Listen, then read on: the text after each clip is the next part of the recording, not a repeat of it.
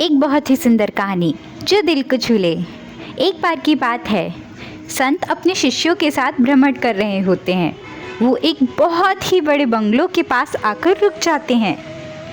वहाँ के सेठ से बोलते हैं कि उन्हें एक रात के लिए आपका आतिथ्य चाहिए। सेठ को उनका आना बिल्कुल पसंद नहीं आता। फिर भी सेठ कहते हैं, जा, मेरे पास जगह नहीं है, उस तलघरे में जाके सो जा और सुबह होते ही वहाँ से चले जाना। वो क्या था, शिष्य अपने संत के साथ उस तलघरे में एक रात गुजारते हैं। देखते हैं तलघरे की दीवार में तो बहुत बड़ी दरार है। संत उस दरार को भरने लगते हैं। शिष्य उनसे पूछते हैं कि इन्होंने तो आपका आतिथ्य भी स्वीकार नहीं किया, आप इनकी दीवारों की दरार क्यों भर रहे हैं? संत मुस्कुरा कर बोलते हैं, जैसा दिखता है वैसा कदापि नहीं होता है। फिर क्या था, सुबह होते ही वो सब चले जाते हैं। थोड़ी और आगे बढ़ते हैं तो एक गरीब सा किसान का घर दिखता है। दूसरी रात को सोना था तो वो उनसे आतिथ्य मांगते हैं। किसान और उसकी पत्नी बहुत ही खुशी से उनका आतिथ्य स्वीकार करती है और वो वहाँ खुशी खुशी रहते हैं।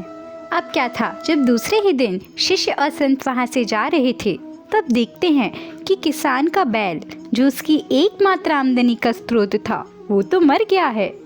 अब शिष्य संत से बोलते हैं, आपने ऐसा क्यों किया? आप चाहते तो इस बैल को नहीं मरने देते, आप इतने प्रतापी हैं। फिर संत मुस्कुरा कर कहते हैं, जैसा दिखता है वैसा होता नहीं है। अब शिष्यों को बहुत ही ज़्यादा चिंता होने लगती है।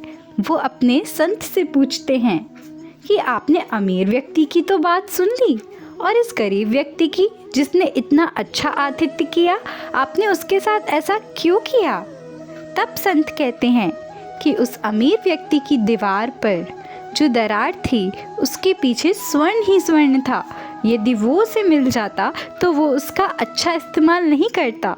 और इसका बैल, इसकी तो पत्नी ही मरने वाली थी। जब यमदूत आए तो मैंने कहा, इसके बैल का प्राण ले लो और इसकी पत्नी को छोड़ दो। तो जैसा दिखता है वैसा होता नहीं है, और जो होता है वो ही सर्वश्रेष्ठ होता है।